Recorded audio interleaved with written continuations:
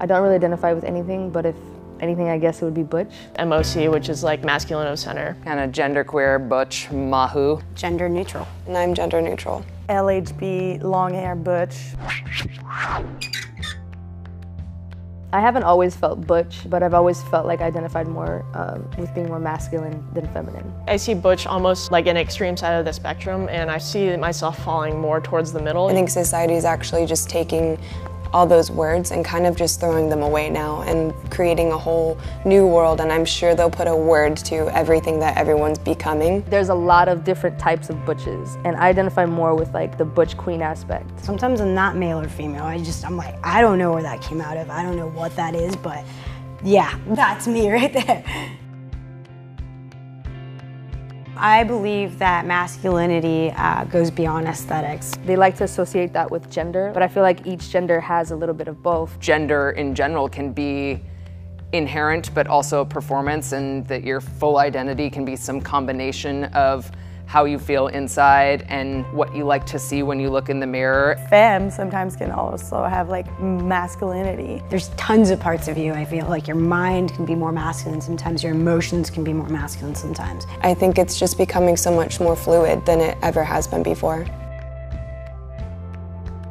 Female masculinity has this whole background of growing up a certain way and having to be put in situations where a lot of men haven't had to go through. There's a certain female sensibility tucked back in between the D cups. They're both a performance of gender, but I consider female masculinity to be sort of like a rebellion. Now that I present as more masculine, if I see another woman walking around at night, I'll consciously think about how they are seeing me and present myself as less threatening. It's personifying like all the best parts of masculinity, but like leaving out like all the worst misogynistic aspects.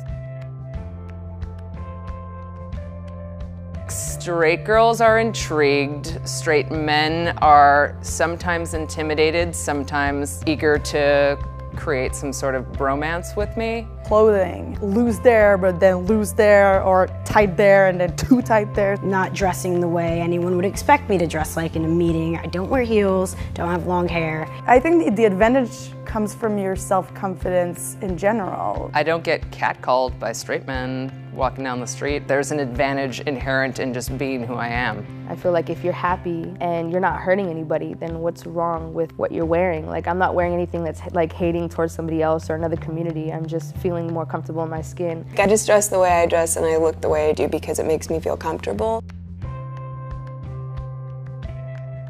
I feel pressured to act flat-chested. Not anymore. Once you get older, you start being like, I don't give a f, this is me. When someone puts a label on me, or when I'm labeling myself, even when I said gender neutral, I feel like I'm constantly watching myself and what I do and if I'm doing it the right way. I felt like I had to be more chivalrous. A lot of times butch women are blessed with the burden of boobs. That's a very funny, like, cross to bear on top of everything else. I got top surgery 2 years ago, and before that, I was miserable to be around because I was always so insecure. I would be at the pool parties at the Standard wearing like a thick-ass hoodie in 100-degree weather because I didn't want nobody to see my body, sweating to death because I wasn't happy. And now I'm like, I'm happy.